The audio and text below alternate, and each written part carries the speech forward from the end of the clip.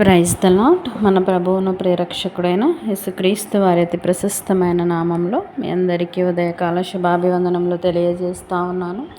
ఈ దినం కొరకు ఏర్పాటు చేయబడిన పాత నిబంధన పాఠ్యభాగము ప్రవక్త అయిన ఆమోసు గ్రంథము 5వ అధ్యాయము 16వ వచనము.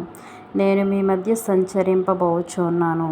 ఈ వాక్యమును మనము గమనించినట్లయితే దేవుని తట్టు వచ్చిన వారిని దేవుడు రక్షించునని ప్రవక్త అయిన ఆమోసు తెలియజేస్తూ ఈ మాటను పలికినట్లుగా మనం చూస్తూ ఉన్నాము. నా ప్రియ సహోదరులారా, అపవిత్రత, అవినీతి, అసహ్యత ఉండు చోట దేవుడు సంచరించడు.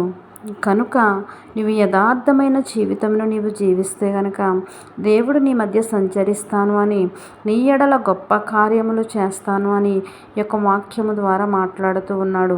నా ప్రియ సహోదరులారా, దేవుడు మన మధ్య సంచరిస్తే జరిగే కార్యములు ఏవి అని మనం ఆలోచన చేసినప్పుడు మొదటిగా మనము శత్రువుల నుండి విడుదల పొందుతాము.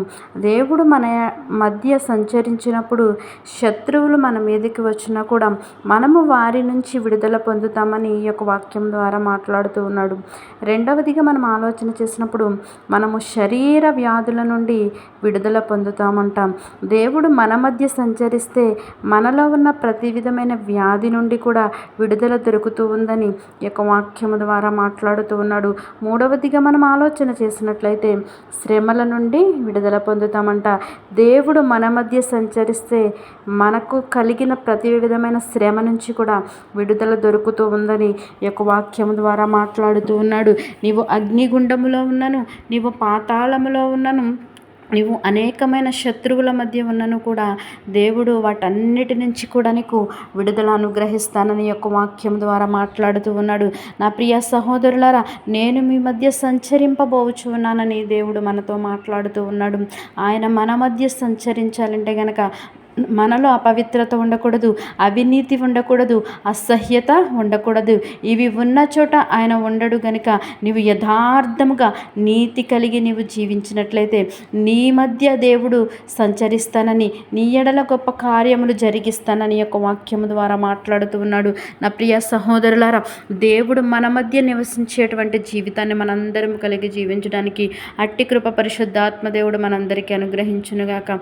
తలలు వంచి ప్రార్థనలు ఏకీభవించవలసిందిగా కోరుచున్నాను. మహోన్నతుడిని మహాగణుడైన మా ప్రియ పరలోకపు తండ్రి, నీ ఘనమైన శ్రేష్టమైన నామానికి లెక్కలేని వేలాది స్తుతులు స్తోత్రములు చెల్లిస్తా ఉన్నాము ప్రభువా.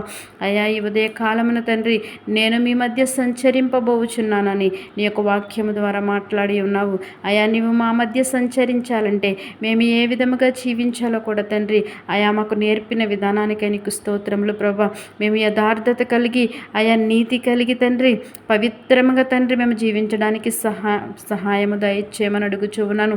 ఈ దినమంతయు నీ చల్లని రెక్కల కింద కాచి దాచి భద్రపరచండి.